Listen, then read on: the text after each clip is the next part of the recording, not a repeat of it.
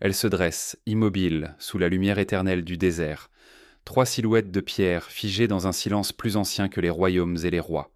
Autour d'elles, le sable se déplace, le vent efface les traces, mais leur présence demeure, défiant le temps lui-même. Les pyramides de Gizeh ne sont pas seulement des tombeaux, elles sont des questions sculptées dans la roche. Certains y voient l'œuvre d'un peuple disparu, d'une civilisation qui aurait survécu à l'ultime hiver de la Terre, celui du Drias récent, quand l'humanité frôla l'oubli. Leur géométrie, leur alignement, leur mémoire gravée dans la pierre semblent chuchoter une vérité enfouie. Peut-être ne sont-elles pas le commencement de l'histoire, mais ce qu'il en reste. Dans l'étendue immobile du désert égyptien, là où le vent chuchote dans les dunes et où le soleil façonne chaque grain de sable en miroir de l'éternité, trois géants de pierre veillant depuis des millénaires. Ils semblent être là depuis toujours, comme si le monde s'était bâti autour d'eux, comme si le Nil lui-même avait courbé son cours pour les saluer. Les pyramides de Gizeh, monumentales, énigmatiques, insaisissables, ne sont pas de simples constructions. Elles sont des témoins silencieux, porteurs d'un message venu d'un âge que nous ne comprenons plus. Ce que l'on croit savoir d'elles est souvent répété, sans être interrogé. On nous enseigne qu'elles furent bâties au cœur de l'Ancien Empire, vers 2500 ans avant notre ère, comme sépultures pour s'amener pour des rois divinisés. On nous dit que des milliers d'ouvriers armés d'outils rudimentaires ont patiemment taillé, transporté et assemblé des blocs colossaux pour ériger ces montagnes artificielles. C'est une version de l'histoire, peut-être même une part de la vérité. Mais sous cette surface rassurante se cachent des incohérences, des zones d'ombre, des questions qui refusent d'en de mourir. Car certaines de ces pierres racontent une autre histoire, une histoire bien plus ancienne. Les traces d'érosion visibles sur l'enceinte du Sphinx, par exemple, semblent indiquer une exposition prolongée à des pluies torrentielles. Or, un tel climat n'existait pas dans la région au temps des pharaons, mais bien des milliers d'années auparavant, à une époque où le Sahara était encore vert. De nombreux géologues vont y voir la preuve que ce monument, et peut-être les structures qui l'entourent, précèdent de loin la civilisation égyptienne telle que nous la connaissons. Si tel est le cas, qui les a érigés et pourquoi ? Les blocs qui composent les pyramides ne sont pas seulement massifs. Ils sont disposés avec une précision presque chirurgicale, leurs angles alignés sur les points cardinaux, avec une exactitude que même certaines constructions modernes peinent à atteindre. La Grande Pyramide, en particulier, semble avoir été conçue comme un instrument de connaissance. Son orientation, ses proportions, son emplacement même, au centre géographique des terres émergées, défient dans l'explication simpliste d'une simple tombe. Certains chercheurs voient dans ces éléments la marque d'un savoir ancien, peut-être transmis par une civilisation oubliée. Une civilisation qui aurait survécu au cataclysme du Drias récent, cet épisode brutal survenu il y a environ 12 800 ans, où la Terre replongea soudain dans le froid glaciaire. À cette époque, les océans montèrent, les forêts disparurent, et des cultures entières s'effacèrent. Si une société avancée avait existé avant ce cataclysme, il est plausible que ses survivants aient donc cherché à préserver leur mémoire, à transmettre leur science, non pas sur des tablettes d'argile ou dans des bibliothèques fragiles, mais dans la pierre elle-même. Et quel meilleur support que la pierre? Elle résiste au feu, au vent, à la pluie et même à l'oubli. Elle parle à travers les millénaires, là où les mots se perdent. Et est-il possible que les pyramides ne soient pas des sépultures, mais des messages? Des balises de mémoire dressées par ceux qui savaient en Xo que l'histoire est cyclique, que les civilisations naissent et meurent, mais que le savoir doit survivre. Certains alignements célestes viennent renforcer cette hypothèse. L'arrangement des trois pyramides principales reproduit avec une précision troublante la disposition des étoiles de la ceinture d'Orion vers 10 500 avant notre ère, soit bien avant l'émergence de l'Égypte pharaonique. Pourquoi choisir cette date précise, sinon pour marquer un moment crucial, peut-être celui où tout fut perdu ou celui où tout recommença. L'idée qu'une civilisation ancienne ait transmis son héritage aux Égyptiens n'est pas nouvelle. Les prêtres de l'Antiquité parlaient eux-mêmes d'âges plus anciens, d'un premier temps où les dieux, peut-être des hommes de science, des survivants d'un âge oublié, leur avaient enseigné l'art de bâtir, de calculer, d'observer les astres. Les mythes, souvent méprisés par l'historiographie moderne, pourraient m'en être les souvenirs déformés d'événements réels. Derrière les récits de dieux venus du ciel ou sortis des eaux se cache peut-être la mémoire d'un peuple venu d'ailleurs, non pas d'un autre monde, mais d'un autre temps. Même les méthodes de construction demeurent un mystère. Les blocs de plusieurs dizaines de tonnes ont été déplacés sur des kilomètres, empilés à des hauteurs vertigineuses, ajustés avec une précision millimétrique. Était-ce seulement le fruit de la persévérance humaine et d'outils simples, ou bien le reflet d'un savoir-faire transmis, perfectionné, adapté? Chaque bloc, chaque jointure, chaque orientation semble répondre à un plan plus vaste, à une intention qui dépasse la simple gloire d'un roi. Peut-être ne faut-il plus regarder les pyramides comme des monuments isolés, mais comme les fragments d'un puzzle mondial. De Göbekli Tepe en Anatolie aux ruines englouties de Yonaguni, des structures énigmatiques apparaissent, souvent plus anciennes que les civilisations connues, souvent construites avec une maîtrise qui contredit nos idées sans reçues. Et partout, la même question se pose. D'où venait ce savoir? Il se pourrait que les pyramides de Gizeh soient soit la pièce maîtresse de ce puzzle, le centre d'un réseau de mémoire conçu pour survivre au déluge, aux tremblements de terre, aux oublis collectifs. Une mémoire qui attend patiemment que nous soyons prêts à l'écouter. Aujourd'hui encore, elle se dresse dans le silence, indifférente à nos théories. Elle ne confirme ni ne démente. Elles observent simplement.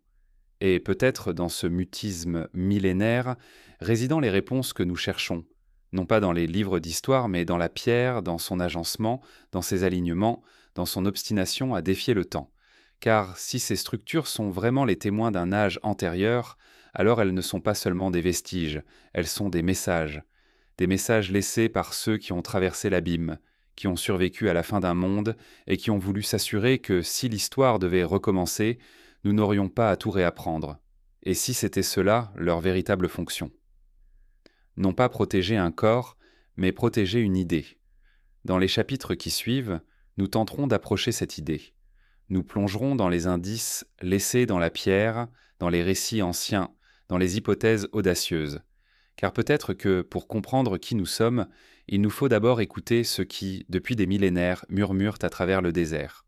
Il y a environ 12 800 ans, la Terre connut l'un des épisodes les plus soudains et les plus mystérieux de son histoire climatique.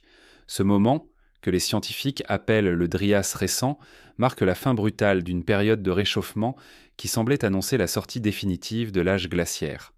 Alors que les calottes polaires reculaient et que la vie reprenait ses droits, une vague de froid violente et inattendue s'abattit sur les continents. En l'espace de quelques générations humaines, les paysages se figèrent de nouveau sous la glace, les écosystèmes furent bouleversés, et l'humanité, encore fragile, dut s'adapter à une terre redevenue hostile. Ce basculement climatique soudain reste l'un des plus grands mystères de notre passé. Sa cause exacte est encore débattue. Certains chercheurs suggèrent qu'un immense lac glaciaire d'Amérique du Nord, libérant d'un coup ses eaux froides dans l'Atlantique, aurait perturbé les courants marins et plongé le climat dans le chaos. D'autres avancent l'hypothèse d'un impact cosmique, un astéroïde ou une comète explosant dans l'atmosphère, projetant dans le ciel des particules qui auraient bloqué la lumière du Soleil. Quelle qu'en soit l'origine, le résultat fut le même. La Terre, qui se réchauffait doucement, replongea dans un hiver de plus d'un millénaire. Pour les sociétés humaines de l'époque, ce bouleversement fut une épreuve sans précédent. Nos ancêtres, encore pour la plupart nomades, virent leur territoire se transformer.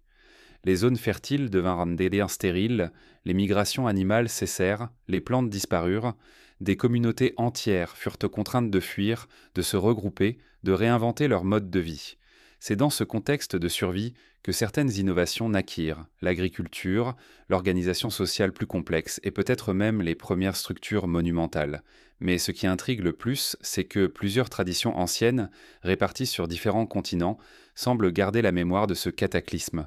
Des récits de déluges, de feux venus du ciel, d'âges d'or brutalement interrompus apparaissent dans des cultures qui n'avaient aucun contact entre elles. Dans les mythes mésopotamiens, dans les légendes des peuples autochtones d'Amérique du Nord, dans les textes sacrés de l'Inde, on retrouve cette même idée. Quelque chose de terrible a mis fin à un monde ancien, obligeant l'humanité à recommencer. Et si ces récits n'étaient pas de simples fables? Et s'ils racontaient, chacun à leur manière, les souvenirs déformés d'un traumatisme collectif survenu à la fin du Drias récent? Cela signifierait qu'avant ce bouleversement, une civilisation plus avancée qu'on ne le croit aurait pu exister, et que sa chute aurait laissé des traces dans la mémoire de l'humanité. C'est là que les pyramides de Gizeh prennent une signification nouvelle. Si elles datent réellement d'une époque bien plus ancienne que celle attribuée par l'archéologie traditionnelle, elles pourraient d'un représenter un pont entre deux mondes, celui d'avant le cataclysme et celui qui lui a survécu. Leur présence énigmatique et intemporelle pourrait témoigner de la volonté d'un peuple d'inscrire son savoir dans la pierre avant que tout ne soit effacé. Le Dryas récent n'a pas seulement bouleversé le climat, il a redessiné la carte du monde. L'élévation du niveau des mers, provoquée par la fonte rapide des calottes glaciaires, a englouti d'immenses portions de terres côtières. Des régions entières où des sociétés humaines auraient pu prospérer sont aujourd'hui sous les eaux. Les vestiges de ces cultures disparues sont peut-être là, dissimulés sous les océans, attendant d'être découverts. Des structures de sous-marines intrigantes ont déjà été identifiées au large de l'Inde, du Japon ou de Cuba, alimentant l'hypothèse qu'une partie de notre histoire s'est jouée sur des continents désormais engloutis. Dans ce contexte, l'idée d'une civilisation ayant survécu au Dryas récent ne semble plus si invraisemblable. Il ne s'agirait pas nécessairement d'une société dotée de machines ou de technologies futuristes, mais peut-être d'un peuple maîtrisant l'astronomie, la géométrie, l'ingénierie. Un peuple qui aurait compris que la mémoire ne peut se transmettre durablement que si elle est gravée dans la matière la plus résistante. La rapidité du changement climatique de cette époque rappelle aussi à quel point l'équilibre de notre planète est fragile. En quelques décennies, des conditions propices à la vie peuvent-ils disparaître. Si cela s'est produit une fois, cela peut se reproduire. Peut-être est-ce là une autre leçon que les bâtisseurs des pyramides voulaient en transmettre. La certitude que la nature est plus puissante que l'homme, et que la survie dépend de notre capacité à anticiper, à préserver, à apprendre des cycles passés. Aujourd'hui, les scientifiques continuent d'explorer les archives du climat pour percer les secrets du Dryas récent. Les carottes de glace, les sédiments marins, les pollens fossilisés racontent tout la même histoire, celle d'un monde brusquement figé, d'une biosphère bouleversée, d'une humanité mise à l'épreuve. Mais ces données, aussi précieuses soient-elles, ne racontent qu'une partie du récit. L'autre partie, celle que la science seule ne peut saisir, est inscrite dans les monuments, dans les mythes, dans les traces que nos ancêtres ont laissées derrière eux. Le Dryas récent fut peut-être une fin, mais aussi un commencement.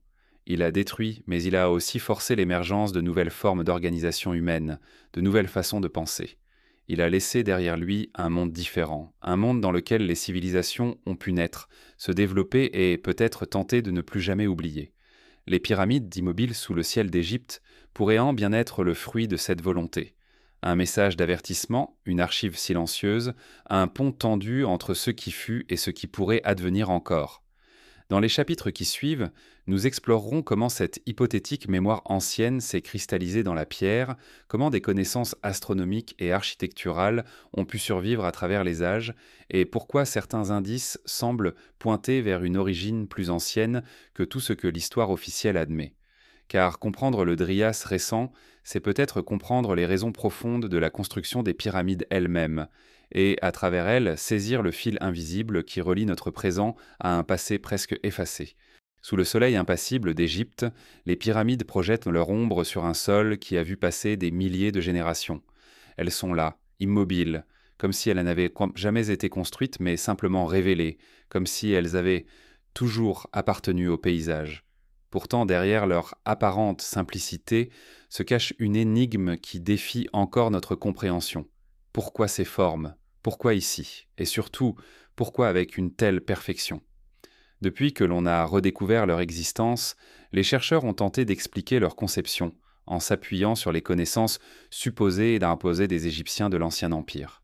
Mais plus nous avançons dans l'étude de ces monuments, plus certains détails semblent indiquer que leur conception dépasse largement le cadre du savoir de l'époque. C'est comme si ceux qui les ont bâtis avaient voulu transmettre quelque chose, une idée, une connaissance, une mémoire, à ceux qui viendraient après eux. La pierre, contrairement à l'écrit, ne s'efface pas aisément. Elle ne brûle pas, ne se dissout pas, ne se dégrade que lentement. Elle est l'un des rares supports capables de traverser les millénaires presque intacts. Si une civilisation voulait faire parvenir un message à des générations très lointaines, c'est probablement dans la pierre qu'elle le graverait. Et si l'on considère les pyramides sous cet angle, elles cessent d'être de simples tombeaux pour devenir des archives. Cette idée prend encore plus de sens lorsque l'on observe leur conception globale. Chaque détail semble porteur d'un message.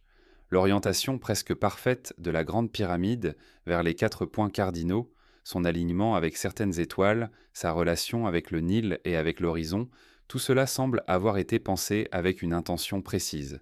Rien n'est laissé au hasard. Même la disposition des 3 pyramides principales de Gizeh rappelle la configuration des étoiles de la ceinture d'Orion à une époque reculée. C'est comme si leurs bâtisseurs avaient voulu relier la Terre au ciel, comme s'ils avaient inscrit dans la pierre leur compréhension de l'univers. Cette compréhension ne se limite pas à l'astronomie. Elle touche aussi à la connaissance du temps. Plusieurs chercheurs ont suggéré que les proportions de la Grande Pyramide renferment des références subtiles à la durée d'un cycle terrestre ou aux dimensions de notre planète. Si cela est vrai, cela signifierait que ces constructeurs possédaient une connaissance bien plus avancée que celle que l'on attribue généralement à une civilisation de l'âge du bronze. Cela ne prouve pas nécessairement l'existence d'une société technologiquement supérieure, mais cela suggère l'existence d'un savoir ancien, transmis et préservé à travers les âges. Il est également fascinant de constater que ce type de transmission par la pierre n'est pas propre à l'Égypte. À travers le monde, de nombreuses cultures ont laissé derrière elles des monuments monumentaux qui semblent tous parler le même langage silencieux. Des temples de pierre d'Asie aux structures mégalithiques d'Europe, des cités précolombiennes d'Amérique centrale aux cercles de pierre africains, partout on retrouve la même idée, celle de figer dans la matière des connaissances que le temps ne pourra effacer. Cela suggère non seulement une intention commune, mais peut-être une origine commune, un noyau de savoir ancien, partagé et adapté par différentes civilisations. Un autre aspect intrigant de cette mémoire gravée est la persistance de certains symboles. Les formes pyramidales, les alignements célestes, les motifs géométriques se répètent dans des cultures séparées par des milliers de kilomètres et parfois des millénaires. Ces ressemblances les sont souvent expliquées par des coïncidences ou des besoins fonctionnels similaires.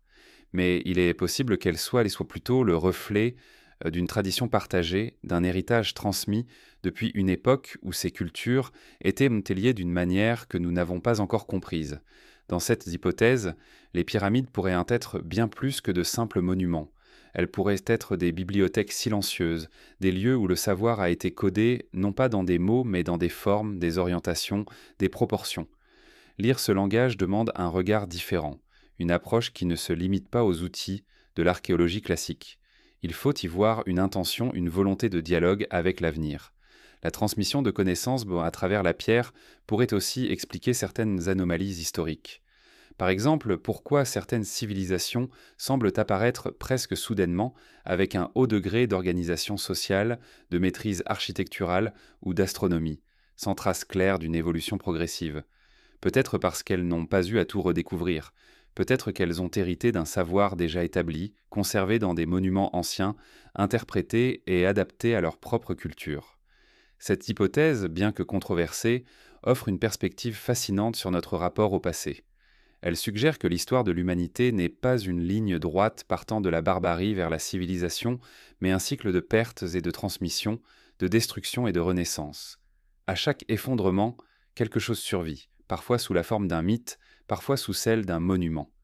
Les pyramides pourraient être l'un de ces fragments rescapés d'un monde disparu, l'un de ces messages laissés pour que nous n'ayons pas à tout réapprendre. Il est aussi possible que les bâtisseurs aient voulu transmettre plus qu'un simple savoir technique. Peut-être voulaient-ils transmettre une vision du monde, une manière de se situer dans l'univers. Leur choix d'aligner leurs monuments sur les étoiles, de les faire dialoguer avec les cycles du temps et les lois naturelles, pourrait être l'expression d'une philosophie, celle d'une humanité consciente de sa place dans un cosmos vaste et mystérieux. Cette conscience, plus que n'importe quelle invention matérielle, pourrait être le véritable héritage qu'ils ont cherché à préserver. Aujourd'hui, des chercheurs, des historiens indépendants et des passionnés essaient de déchiffrer ce langage ancien. Chaque mesure, chaque orientation, chaque détail architectural était scruté à la recherche de sens cachés. Et bien que beaucoup de ces interprétations restent spéculatives, elles rappellent une vérité fondamentale. Ces monuments n'ont pas été construits pour être compris par leurs contemporains. Ils ont été faits pour durer, pour être lus par des yeux lointains, peut-être même par les nôtres. Dans le silence du désert, les pyramides continuent toujours de parler, mais elles ne le font pas avec des mots. Elles parlent par leur présence, par leur symétrie, par leur résistance au temps. Elles nous rappellent que la pierre peut porter la mémoire bien au-delà de la durée de toute civilisation. Et si nous apprenons à écouter ce qu'elles ont à dire, nous pourrions découvrir que nous ne sommes pas les premiers à marcher sur ce chemin, que d'autres avant nous ont observé les mêmes étoiles, posé les mêmes questions et tenté de transmettre leurs réponses. Dans les profondeurs de cette mémoire minérale se cache peut-être la clé de notre propre histoire. Et si nous réussissons à la déchiffrer, alors peut-être comprendrons-nous que ce que nous appelons le passé n'est pas mort, il sommeille simplement sous nos pieds, gravé dans la pierre, attendant que nous soyons prêts à entendre sa voix. La suite de notre exploration nous conduira vers ceux qui, selon certains récits, ont bâti ces monuments, des artisans du temps, porteurs d'un savoir que l'histoire a effacé. Mais avant de les rencontrer, il nous faut comprendre comment ce savoir s'est matérialisé dans la matière même des pyramides, comment, au-delà de leurs fonctions visibles, elles incarnent un projet plus vaste, celui de préserver l'essence même d'une civilisation oubliée.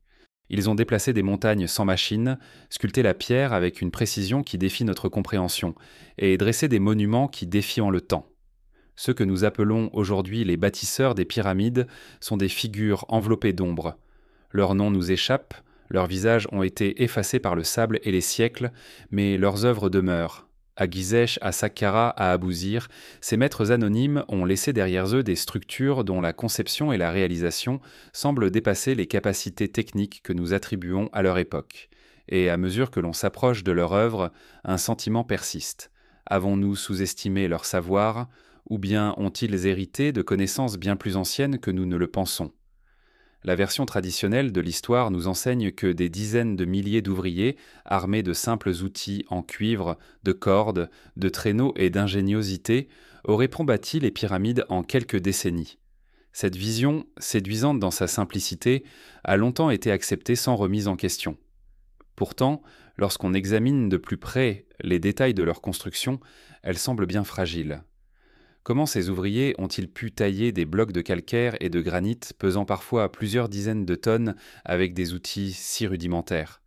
Comment ont-ils transporté ces blocs sur des kilomètres, puis les ont-ils hissés à des dizaines de mètres de hauteur pour les ajuster avec une précision que nous aurions du mal à égaler aujourd'hui ?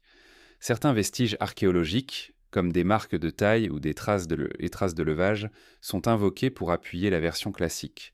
Mais d'autres indices soulèvent des doutes. Dans plusieurs sites mégalithiques, on observe des coupes de pierre d'une finesse presque irréelle, des surfaces polies comme si elles avaient été travaillées par des outils bien plus avancés que de simples burins. Certaines chambres internes sont si précisément alignées que la lumière y pénètre exactement au solstice, suggérant une maîtrise non seulement technique mais aussi astronomique. Ces observations ont conduit certains chercheurs à proposer une hypothèse audacieuse. Les bâtisseurs disposaient de techniques perdues, héritées d'un savoir plus ancien. Cela ne signifie pas nécessairement qu'ils utilisaient des machines au sens moderne, mais qu'ils maîtrisaient peut-être des procédés ingénieux qui se sont perdus avec le temps. Des systèmes de contrepoids, des rampes complexes, l'utilisation de l'eau ou de la vibration pour déplacer les pierres, autant d'idées qui restent théoriques, mais qui pourraient expliquer l'efficacité incroyable de leur construction. Il existe aussi une autre possibilité, plus troublante encore. Et si les Égyptiens n'avaient pas été les premiers à bâtir sur ce site ? Certains éléments architecturaux, notamment dans les parties les plus anciennes des temples ou des pyramides, semblent appartenir à une phase de construction antérieure, réalisée avec des techniques différentes. Cela alimente l'idée que les Égyptiens auraient hérité d'ouvrages bien plus anciens, érigés par une civilisation disparue, et qu'ils auraient ensuite construit autour ou au-dessus de ces fondations. Ce scénario n'est pas aussi improbable qu'il en a l'air. Dans l'histoire humaine, il est fréquent que les civilisations bâtissent sur les ruines de celles qui les ont précédées. Les temples romains reposent notamment sur des sanctuaires étrusques, les cathédrales chrétiennes sur des temples païens et certaines cités modernes sur des villes plus anciennes. Pourquoi l'Égypte ferait-elle exception ? Peut-être que les pharaons n'ont pas été les inventeurs de ces monuments, mais leurs restaurateurs, leurs gardiens, leurs continuateurs. Les textes anciens eux-mêmes semblent appuyer cette hypothèse. Des chroniques issues de la tradition sacerdotale mentionnent des premiers autemps, des ères mythiques où des êtres sages, parfois décrits comme des dieux, enseignèrent aux hommes l'art de construire, de calculer, d'observer les étoiles. Ces récits sont souvent relégués au rang de mythes, mais ils pourraient être les souvenirs déformés d'une transmission de savoir venue d'une époque antérieure. Un autre indice intrigant réside dans la standardisation des mesures utilisées dans la construction. Les proportions des pyramides suivent des schémas récurrents et cohérents, comme s'il existait un système de mesure universel bien établi. Ce niveau de précision implique une compréhension profonde de l'architecture, de la géométrie et de la planification, bien supérieure à ce que l'on attendrait d'une société dont la métallurgie et les outils étaient supposément rudimentaires.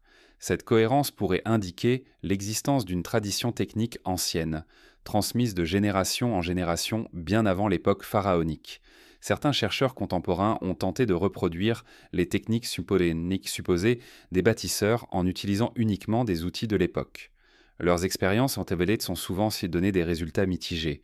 Les blocs sont difficiles à tailler, les rampes en théorique ça nécessite aussi des volumes de matériaux considérables et le levage de pierres monumentales demeure un défi colossal. Bien que ces expériences ne prouvent pas l'impossibilité de la construction avec des moyens simples, elles montrent que nous sous-estimons peut-être l'ingéniosité ou les connaissances des bâtisseurs. Il est également possible que certaines techniques reposaient sur une observation fine de la nature, aujourd'hui oubliée. L'eau, par exemple, pourrait avoir été utilisée pour faciliter le transport des blocs en créant des surfaces glissantes ou en réduisant les frottements. La connaissance du sol, des saisons, des vents et des cycles naturels aurait pu jouer un rôle essentiel dans l'organisation du chantier. Dans un monde où chaque ressource devait être exploitée avec intelligence, ces solutions auraient été à la fois pratiques et efficaces. Mais même si nous parvenions à expliquer chaque détail technique, une question fondamentale resterait: pourquoi tout cela?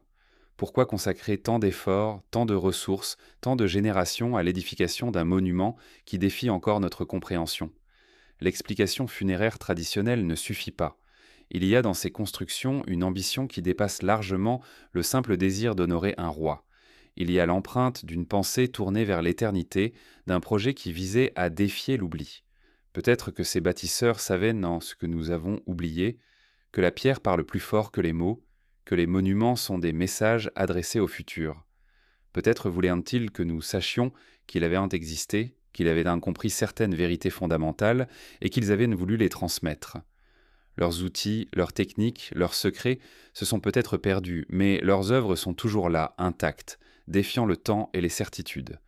Ce que nous appelons aujourd'hui impossible n'est peut-être que le reflet de notre ignorance.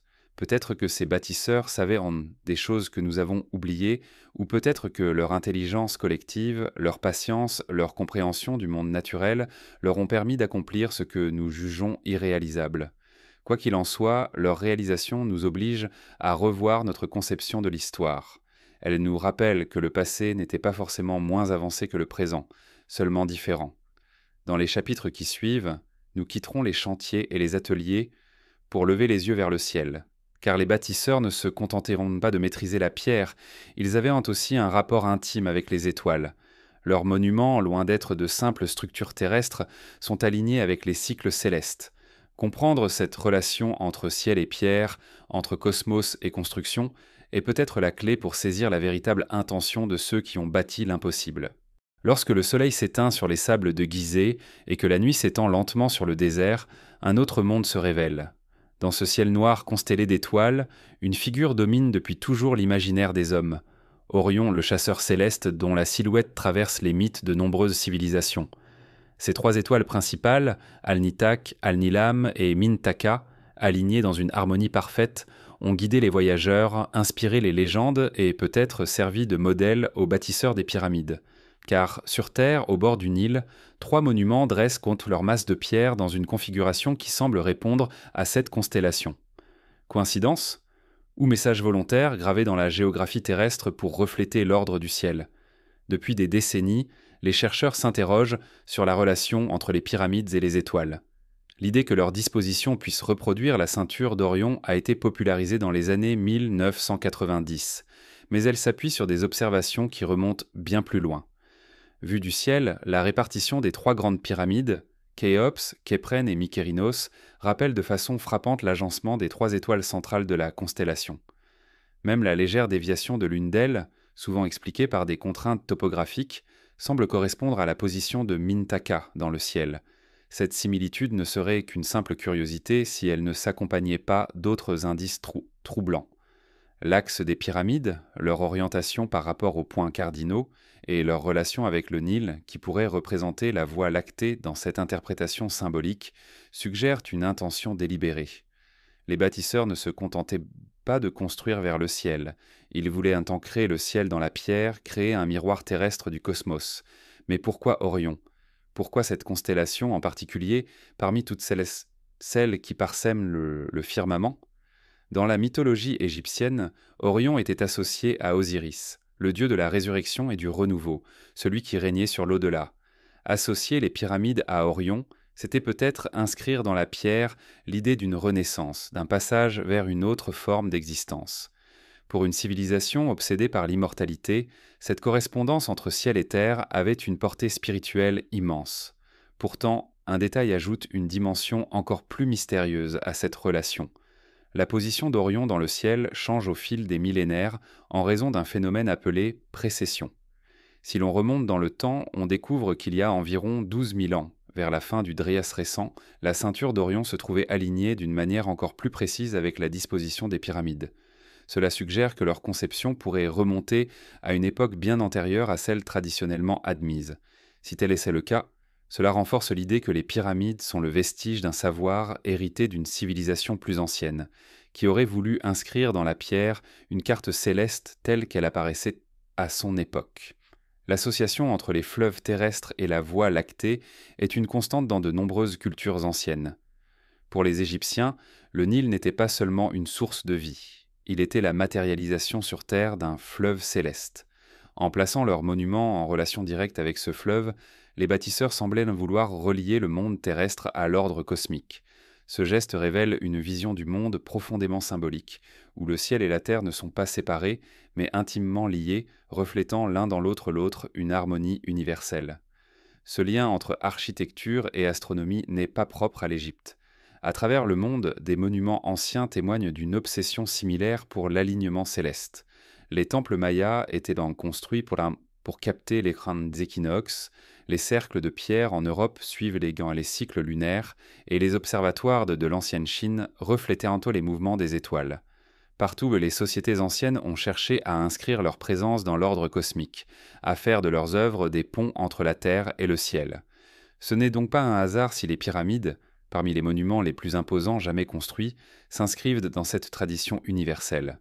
Mais cette cartographie céleste pourrait avoir une fonction plus pratique qu'on ne l'imagine.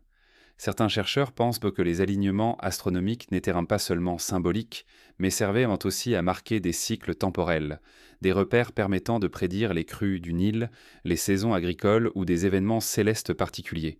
Si cela est vrai, les pyramides n'étaient pas seulement des monuments funéraires ou spirituels, mais aussi des instruments de mesure du temps, des calendriers pétrifiés. Cette idée résonne avec l'importance que les anciens Égyptiens accordaient au concept de Maat, l'ordre cosmique, l'équilibre de l'univers. Dans leur vision du monde, tout devait refléter cette harmonie, depuis l'organisation sociale jusqu'à l'architecture. En alignant leurs monuments sur les étoiles, ils ne faisaient pas que rendre hommage aux dieux. Ils inscrivaient dans leur société dans un ordre plus vaste, celui du cosmos lui-même. Certains voient dans ce souci d'alignement, une preuve que les bâtisseurs possédaient une connaissance astronomique avancée. Il ne s'agit pas simplement d'observer les étoiles à l'œil nu, mais de comprendre leurs mouvements sur de longues périodes, de les intégrer dans un plan architectural complexe et de synchroniser ce plan avec des repères terrestres. Cette combinaison de savoir suggère une tradition scientifique élaborée, transmise sur de nombreuses générations et peut-être héritée d'une époque bien plus ancienne. Au-delà des faits techniques, cette correspondance entre Orion, le Nil et les pyramides soulève une question plus profonde. Pourquoi tant d'efforts pour refléter le ciel sur Terre ? Peut-être parce que les anciens savaient ce que nous avons oublié, que nous faisons partie d'un tout plus vaste, que notre existence terrestre est indissociable du cosmos qui nous entoure. En érigeant leurs monuments en harmonie avec les étoiles, ils inscrivaient dans leur culture dans un récit cosmique dépassant les frontières du temps et de l'espace. Il est possible que ce geste soit aussi un avertissement, un message adressé à ceux qui viendraient après eux. En reproduisant le ciel d'une époque lointaine, les bâtisseurs auraient pu vouloir marquer un moment précis de l'histoire, celui d'un cataclysme, d'un renouveau ou d'un tournant majeur dans l'évolution de l'humanité. Ce message, codé dans la pierre et les étoiles, ne serait pas destiné à leurs contemporains, mais à des civilisations futures capables d'en saisir la portée. Aujourd'hui encore, cette carte céleste continue de nous interpeller. Elle nous invite à repenser notre histoire, donc à envisager la possibilité que d'autres avant nous aient regardé les mêmes étoiles, avec une compréhension profonde de leur signification. Elle nous rappelle que le ciel n'a jamais été un simple décor, mais un langage que les anciens savaient en lire et auquel ils ont donné forme dans la pierre. Dans les parties à venir, nous plongerons dans un autre mystère du plateau de Gizeh, celui du Sphinx, le gardien silencieux dont l'âge et la fonction réelle sont encore débattus. Car si les pyramides sont la carte, le Sphinx pourrait bien être la clé, celle qui relie la mémoire terrestre aux énigmes célestes, celle qui murmure, encore aujourd'hui, des vérités que nous commençons à peine à entendre. Dans l'ombre silencieuse des pyramides, une forme se détache sur l'horizon, aussi ancienne, aussi énigmatique, mais peut-être encore plus mystérieuse. Allongée sur le plateau de Gizeh comme un animal endormi, la tête tournée vers le levant, la statue colossale du Sphinx veille depuis des millénaires. Elle regarde le soleil se lever chaque matin sur le désert et l'histoire se dérouler comme un fleuve devant ses yeux immobiles. On l'appelle le gardien, le protecteur, le témoin. Mais peut-être est-il davantage que cela. Peut-être est-il le dépositaire d'une mémoire plus ancienne que tout ce que nous croyons connaître. Le Sphinx fascine depuis toujours. Ni totalement humain, ni entièrement animal, il incarne un symbole complexe, celui de l'intelligence alliée à la force, de la raison maîtrisant la nature. Pour les anciens Égyptiens, il représentait aussi le pouvoir royal et la protection divine. Pourtant, derrière cette signification religieuse, une question bien plus troublante se pose. Quand a-t-il été sculpté?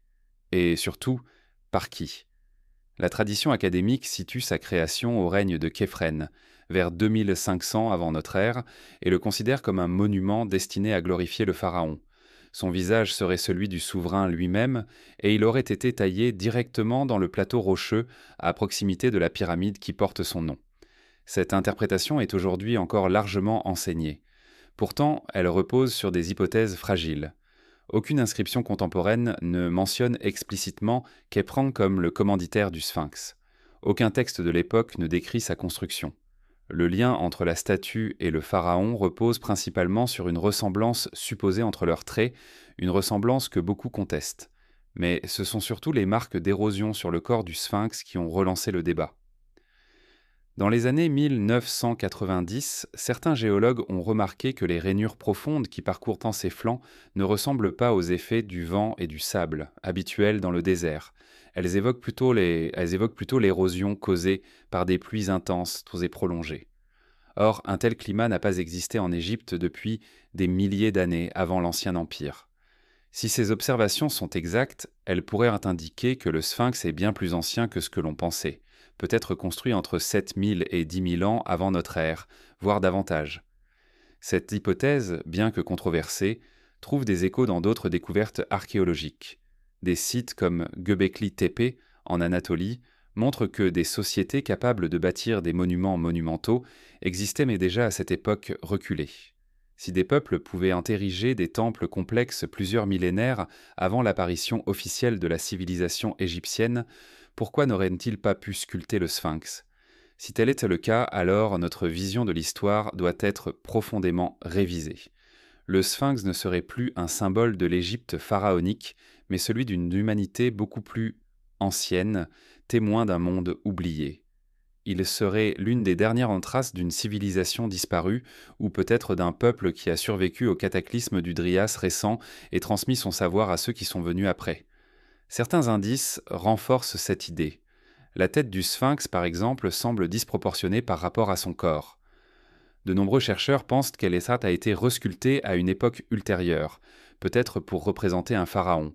Si cela est vrai, cela signifie que le monument existait déjà et qu'il a simplement été réadapté, ce qui suggère une origine beaucoup plus ancienne. Mais quelle était la fonction originelle du Sphinx? Était-il un simple symbole de pouvoir ou un repère astronomique? Son orientation vers l'est n'est sans doute pas un hasard. Il fait face directement au point où le soleil se lève lors de l'équinoxe de printemps. Certains chercheurs pensent qu'il pourrait avoir été conçu comme un marqueur du temps, indiquant les cycles des saisons ou des ères. D'autres vont plus loin et affirment qu'il pourrait être lié au mouvement des constellations. Il y a environ 10 500 ans, au lever du Soleil durant l'équinoxe, la constellation du Lion se trouvait précisément à l'horizon. Coïncidence ou intention délibérée de relier le monument au ciel tel qu'il apparaissait à une époque lointaine? Cette corrélation ouvre des perspectives vertigineuses. Si elle était correcte, cela signifierait que le Sphinx a été conçu comme une horloge céleste, un témoin de cycles cosmiques s'étendant sur des millénaires. Il serait le gardien non seulement d'un lieu, mais d'un temps. Sa silhouette immobile serait alors une passerelle entre différentes ères, rappelant à ceux qui le contemplent que l'histoire de l'humanité est bien plus ancienne, bien plus vaste que ce que nous imaginons. Le Sphinx a également un rôle symbolique profond. Dans de nombreuses traditions anciennes, des créatures hybrides semblables, mi-homme, mi-animal, apparaissent comme des gardiens de la connaissance. Ils se dressent aux portes des temples, au seuil des royaumes, comme pour protéger quelque chose de précieux. Peut-être le Sphinx joue-t-il ce rôle, celui du gardien d'un savoir oublié, d'une mémoire que l'humanité a perdue et qu'il nous invite à redécouvrir. Son regard impassible, tourné vers l'horizon, semble nous interroger. Que voulait-il nous transmettre? Pourquoi a-t-il été conçu pour défier le temps? Peut-être parce que ses créateurs savaient, non, que les civilisations naissent et disparaissent, que les langues changent et que les empires s'effondrent, mais que la pierre, elle, demeure. Et dans cette pierre, ils ont inscrit un message qui dépasse les siècles, un message que nous commençons à peine à déchiffrer. Aujourd'hui encore, le Sphinx continue d'alimenter les débats et les théories. Certains y voient la preuve d'une civilisation disparue, d'autres une prouesse architecturale de l'Ancien Empire. Mais quelle que soit la vérité, il reste une énigme. Il est le miroir de nos limites et de nos certitudes, un rappel que notre compréhension du passé n'est jamais complète. Et si, au fond, c'était précisément sa fonction? Nous pousser à questionner ce que nous croyons savoir, à regarder au-delà des récits établis, à chercher les fragments d'une histoire plus ancienne enfouie sous les sables du temps. Car sous son regard silencieux, il n'y a pas seulement un monument, il y a un mystère qui traverse les âges, une invitation à explorer l'inconnu. Dans les prochaines explorations, nous nous intéresserons à un autre témoignage laissé par les anciens, celui des temples liés à l'eau, ces structures qui semblent dialoguer avec un climat oublié. Car si le Sphinx est le gardien du temps, ces temples pourraient bien être les témoins d'un monde disparu, celui où l'Égypte n'était pas encore un désert, mais une terre verte nourrie par les pluies et les rivières d'un âge révolu. Bien avant que le désert ne recouvre l'Égypte de son manteau de sable, avant que le Nil ne soit la seule source de vie dans un pays aride, cette terre connaissait un tout autre visage. Des forêts s'étendaient là où aujourd'hui ne subsistent que des pierres brûlées par le soleil. Les pluies nourrissaient les plaines et des lacs intérieurs scintillaient sous un ciel plus doux. Cette Égypte oubliée n'était pas une illusion. Elle a réellement existé, bien avant l'avènement des pharaons, et certains des plus anciens monuments de la vallée du Nil en portent encore les marques. Parmi eux, les temples dits de l'eau sont des témoins silencieux d'un climat disparu et peut-être d'une époque plus ancienne que celle racontée par nos chroniques officielles. À première vue, ces temples ne se distinguent guère des autres vestiges architecturaux de l'Égypte antique. Ils sont construits en pierre massive, avec des blocs ajustés avec une précision qui semble défier l'époque de leur édification. Pourtant, en y regardant de plus près, on remarque des détails troublants. Certaines structures montrent des traces d'érosion qui ne peuvent être expliquées par le vent ou le sable, mais plutôt par l'action prolongée de l'eau. Des parois polies, des rainures arrondies, des strates sculptées par le ruissellement suggèrent donc que ces édifices ont été exposés à des pluies abondantes ou à des inondations durant des siècles. Le temple d'Osirion à Abydos en est un exemple frappant. Partiellement enfoui sous le niveau actuel du sol, il se distingue des constructions voisines par son style architectural et la taille monumentale de ses blocs. Certains chercheurs estiment que sa construction pourrait précéder celle des temples de surface de plusieurs millénaires. Sa conception profondément enfoncée dans le sol et structurée autour d'un bassin central semble indiquer une fonction liée à l'eau, peut-être un sanctuaire symbolisant les eaux primordiales de la création, ou un lieu rituel destiné à capter et canaliser l'eau d'une époque plus humide. Les temples de Karnak et de Luxor présentent eux aussi des indices intrigants. certaines sections montrent des marques d'érosion qui ne correspondent pas aux conditions désertiques des derniers 2 millénaires. Elles semblent plutôt témoigner d'une exposition prolongée à un climat humide, ce qui suggère que ces structures ont pu être bâties ou réutilisées à une époque où l'Égypte connaissait encore des saisons pluvieuses. Cela concorde avec les données géologiques. Des analyses de sédiments et de pollen fossiles indiquent qu'il y a entre 10 000 et 7 000 ans, le Sahara était verdoyant, traversé par des rivières et parsemé de lacs. Cette réalité bouleverse notre compréhension chronologique. Si ces temples ont été conçus à une époque où l'eau était omniprésente, ils pourraient être bien plus anciens que ce que l'on croit. Peut-être ne sont-ils pas l'œuvre des dynasties historiques, mais d'un peuple antérieur, habitué à un environnement radicalement différent.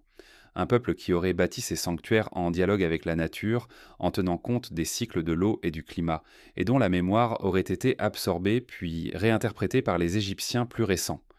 L'importance de l'eau dans la spiritualité égyptienne renforce cette hypothèse. Dans la cosmogonie d'Héliopolis, l'univers est né du Nun, l'océan primordial d'où émergea la première colline de création. Dans les rituels funéraires, l'eau symbolisait la renaissance, la purification, le passage vers l'au-delà. Les temples eux-mêmes étaient souvent conçus comme des microcosmes de l'univers, avec des bassins représentant les eaux originelles et des sanctuaires élevant l'âme vers les cieux. Si l'eau occupait une telle place dans la pensée religieuse, c'est peut-être parce qu'elle faisait partie intégrante de la réalité quotidienne d'un temps révolu. Les anciens Égyptiens ont aussi laissé des indices dans leurs textes. Certaines inscriptions font référence à des périodes de grandes pluies, à des déluges qui auraient remodelé le paysage, à des migrations provoquées par la montée des eaux. Bien que souvent relégués au rang de mythes, ces récits pourraient en refléter des souvenirs réels transmis à travers les générations. Des souvenirs d'un temps où l'Égypte n'était pas un désert, mais une terre fertile façonnée par l'eau. Cette hypothèse ouvre une perspective fascinante sur la continuité historique.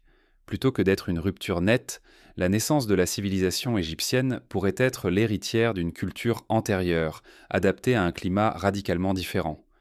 Lorsque les pluies cessèrent et que le Sahara se transforma en désert, ces populations auraient migré vers la vallée du Nil, emportant avec elles leur savoir, leurs traditions et leurs sanctuaires.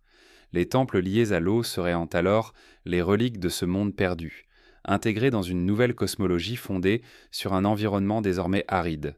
Cette transformation climatique n'a pas seulement modifié le paysage, elle a aussi changé la manière dont les hommes pensaient un peu leur rapport à l'univers. L'eau, autrefois omniprésente, est devenue précieuse, rare, sacrée. Les rituels qui l'entouraient ont gagné en importance et les monuments qui lui étaient dédiés ont été préservés, même s'ils avaient perdu leur fonction originelle.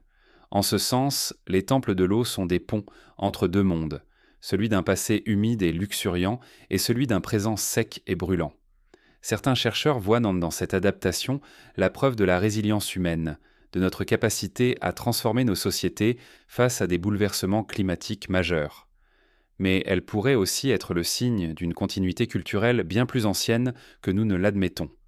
Si des structures naissant liées à l'eau ont survécu à la désertification et ont continué à être utilisées et vénérées, cela signifie que les traditions religieuses et architecturales égyptiennes plongent leurs racines dans une époque préhistorique. Le lien entre les temples et l'eau pourrait également avoir une dimension astronomique. Dans certaines traditions, les crues du Nil étaient associées à l'apparition d'étoiles particulières, notamment Sirius, dont le lever héliaque annonçait l'inondation annuelle. Si les temples étaient conçus pour célébrer ce cycle céleste et hydrologique, ils pourraient aussi avoir servi de calendrier, synchronisant les rituels humains avec les rythmes cosmiques. Ce mélange d'astronomie, d'hydrologie et de spiritualité témoigne d'une compréhension globale du monde, une vision où les phénomènes naturels étaient intégrés à la structure même des sociétés. Aujourd'hui, les temples de l'eau nous parlent d'un temps oublié. Ils racontent sur l'histoire d'une Égypte qui n'était pas un désert, d'une humanité qui a dû s'adapter à un changement climatique brutal et peut-être même d'une civilisation qui a précédé celle des pharaons. Ils nous rappellent que le climat façonne les cultures, les croyances, les architectures et que chaque pierre, chaque bassin, chaque canal porte la mémoire de transformations profondes. Dans ce contexte, les pyramides et les temples ne sont pas seulement des monuments, ils sont des archives climatiques, des témoignages silencieux d'un monde qui n'existe plus. En les étudiant, nous ne cherchons pas seulement à comprendre le passé, mais aussi à percer les secrets de la résilience humaine. Ils nous montrent comment nos ancêtres ont répondu à des défis que nous commençons à peine à affronter aujourd'hui. La montée des eaux, la sécheresse, les bouleversements environnementaux. Dans les prochaines étapes de notre exploration, nous quitterons les traces laissées par les pluies pour plonger dans un autre aspect fascinant de l'héritage ancien, celui des mathématiques et des proportions sacrées. Car si les monuments parlent de l'eau, ils parlent aussi de l'ordre caché qui structure l'univers. Derrière chaque pierre, chaque angle, chaque dimension, se cache une logique subtile, un langage géométrique qui semble transcender les cultures et les âges, un langage qui pourrait bien être l'une des plus anciennes formes de mémoire humaine. Dans le silence immuable du plateau de Gizeh, il est facile de se laisser impressionner par la masse monumentale des pyramides, par leur gigantisme et leur résistance au temps. Mais au-delà de leur apparence imposante, c'est leur structure intérieure, leur organisation mathématique subtile et leur perfection géométrique, qui fascinent depuis des siècles. Plus on les étudie, plus on réalise qu'elles ne sont pas simplement des amas de pierres empilés avec habileté. Elles sont le fruit d'un savoir raffiné, d'une science ancienne qui semble mêler l'astronomie, la géométrie et une forme de symbolisme sacré. Il ne s'agit pas de hasard ni d'approximation. Chaque proportion, chaque angle, chaque rapport semble avoir été choisi avec une intention précise, comme si les bâtisseurs cherchaient à inscrire dans la pierre un langage universel. La civilisation égyptienne était profondément marquée par l'idée d'ordre. Cet ordre, qu'ils nommaient Ma'at, représentait l'équilibre fondamental de l'univers, un équilibre que l'homme devait refléter dans ses actions, ses lois, ses monuments. C'est pourquoi leurs constructions n'étaient pas seulement des œuvres architecturales, elles étaient aussi des représentations physiques de principes cosmiques. Construire une pyramide, c'était figer dans la matière les lois invisibles qui régissent le monde. Ce souci d'harmonie se manifeste d'abord dans la forme elle-même. La pyramide est à la fois simple et complexe. 4 faces triangulaires convergeant vers un sommet, symbolisant l'ascension vers le divin. Sa base carrée représente la terre stable et solide, tandis que sa pointe évoque le ciel, l'infini, l'éternité. Cette géométrie reflète une vision du monde où le matériel et le spirituel ne sont pas opposés mais reliés, où l'humain peut s'élever vers le cosmos. Chaque bloc de pierre, chaque mesure participe à cette métaphore silencieuse. Plus surprenant encore, les proportions des pyramides semblent suivre des rapports précis qui reviennent dans la nature et les structures vivantes. De nombreux chercheurs ont souligné que la Grande Pyramide, notamment, exprime une compréhension profonde de ces rapports. Qu'il s'agisse de la relation entre sa hauteur et la longueur de sa base, de l'inclinaison de ses faces ou de l'agencement de ses chambres internes, tout semble répondre à une logique mathématique harmonieuse. Cette harmonie n'était pas seulement esthétique, elle était porteuse de sens. Elle traduisait l'idée que l'univers obéit à des lois et que l'homme peut les comprendre, les reproduire et les honorer dans ses constructions. Cette idée n'était pas propre à l'Égypte. Dans de nombreuses civilisations anciennes, la géométrie n'était pas seulement une science, mais un langage sacré. Chez les Grecs, les formes géométriques étaient considérées comme les principes fondamentaux de la création. Chez les Mésopotamiens, elles servaient à organiser les villes et les temples selon des plans symboliques. En Inde et en Chine, elles structuraient selon les mandalas et les plans des palais impériaux. Partout, l'homme ancien cherchait à reproduire dans ses œuvres l'ordre caché qu'il percevait dans le cosmos. Cette géométrie sacrée ne servait pas uniquement à bâtir des monuments, elle permettait aussi de transmettre des connaissances. Dans un monde où l'écriture n'était pas toujours répandue, la pierre devenait un livre silencieux.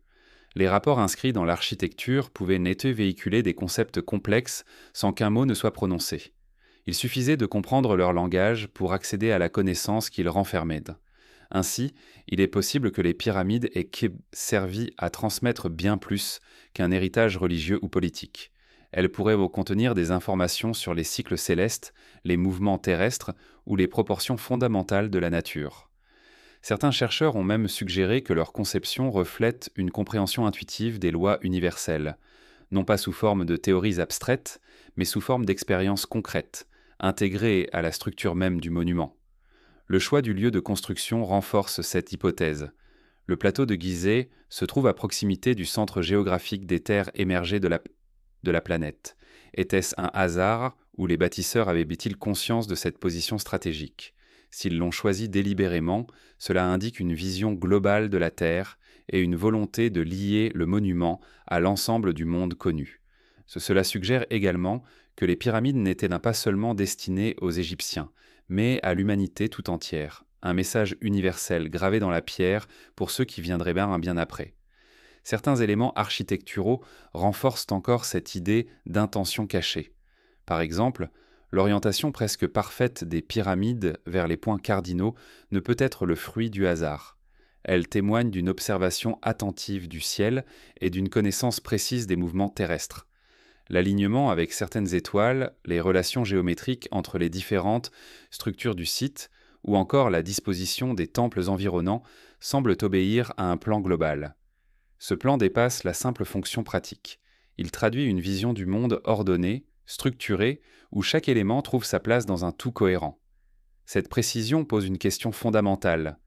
D'où venait ce savoir ? Comment une société que nous considérons comme technologiquement primitive a-t-elle pu concevoir un projet aussi complexe ? Une réponse possible est que ces connaissances, ont été accumulées sur de nombreuses générations, transmises de bouche à oreille, d'artisan à apprenti, de prêtre à prêtre. Une autre, plus audacieuse, est qu'elles proviennent d'une source plus ancienne encore, d'une civilisation antérieure qui aurait compris certaines lois fondamentales et les aurait transmises à ses héritiers.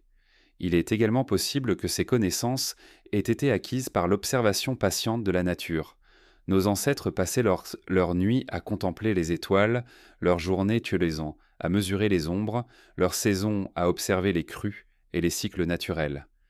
Ce savoir, bien que rudimentaire dans sa forme, pouvait être d'une précision étonnante. La géométrie des pyramides pourrait donc être le fruit d'une science empirique élaborée au fil des siècles par l'accumulation de données et d'expériences. Qu'elle soit héritée ou découverte, cette science n'était pas utilisée à des fins purement pratiques. Elle servait à créer un lien entre l'humain et l'univers, entre le terrestre et le céleste. En inscrivant les lois du cosmos dans la pierre, les bâtisseurs affirmaient leur place dans l'ordre cosmique. Ils disaient, en silence, « Nous comprenons, nous faisons partie de ce tout, nous participons à son harmonie ». Cette idée résonne encore aujourd'hui. Même à l'ère des satellites et des télescopes, nous continuons de chercher des lois universelles, des structures cachées mais qui expliquent l'ordre du monde. En cela, nous ne sommes pas si différents de ceux qui ont construit les pyramides. Eux aussi cherchaient à comprendre, à représenter, à transmettre. Leur langage était la pierre, leur alphabet, la géométrie, leur message, l'ordre éternel de l'univers. À mesure que nous progressons dans notre exploration de ce savoir ancien, nous découvrons que les pyramides ne sont pas seulement des monuments. Elles sont des manuscrits silencieux, des bibliothèques taillées dans la roche, des messages adressés à ceux qui sauraient tant les lire, et peut-être, en les déchiffrant, comprendrons-nous un jour que ce que nous appelons science moderne n'est que la continuation d'une quête commencée bien avant nous. Dans la prochaine étape de ce voyage, nous quitterons le domaine des nombres pour celui des mythes, car derrière les mathématiques sacrées se cachent des récits, des légendes, des souvenirs transmis sous forme d'histoires. Parmi eux, l'un revient sans cesse, celui d'une terre engloutie, d'un peuple disparu, d'une mémoire que l'on appelle Atlantide. Peut-être ce mythe n'est-il pas une invention. Peut-être est-il la trace la plus ancienne d'une civilisation qui a laissé son empreinte dans la pierre d'Égypte. Depuis l'Antiquité, l'humanité est tentée par l'histoire d'une terre perdue, d'un empire englouti dont le souvenir flotte comme un écho à travers les siècles. Platon, dans ses dialogues Timée et Critias, fut le premier à lui donner un nom, Atlantide. Il la décrivit comme une civilisation florissante, puissante, avancée, mais disparue en une seule nuit de feu et d'eau. Pendant des millénaires, ce récit fut considéré comme une allégorie philosophique, une mise en garde contre l'orgueil et la démesure. Mais que se passerait-il si ce mythe cachait une vérité historique et si l'Atlantide n'était pas une invention, mais la mémoire altérée d'un monde réel qui aurait précédé l'histoire connue ? Pour explorer cette hypothèse, il faut d'abord comprendre ce que Platon nous dit. Selon lui, l'Atlantide existait 9000 ans avant Solon, soit environ 11 600 ans avant notre ère, une période qui coïncide étrangement avec la fin du Dryas récent, ce bouleversement climatique majeur dont nous avons déjà parlé. Ce simple détail a intrigué les chercheurs. Comment un philosophe grec du IVe siècle avant notre ère pouvait-il connaître un événement climatique aussi ancien, sinon par l'intermédiaire de traditions orales remontant à des temps immémoriaux ? Certaines pistes suggèrent que ces traditions pourraient provenir d'Égypte. Platon affirme que Solon, législateur athénien, aurait appris l'histoire de l'Atlantide auprès de prêtres égyptiens de Saïs. Ces derniers auraient conservé la mémoire d'une civilisation puissante, aujourd'hui disparue, et l'auraient transmise à travers leurs archives. Si cela est vrai, alors les Égyptiens eux-mêmes se considéraient comme les héritiers d'un savoir venu d'un passé bien plus ancien que leur propre civilisation. Cette idée trouve un écho troublant dans plusieurs récits égyptiens.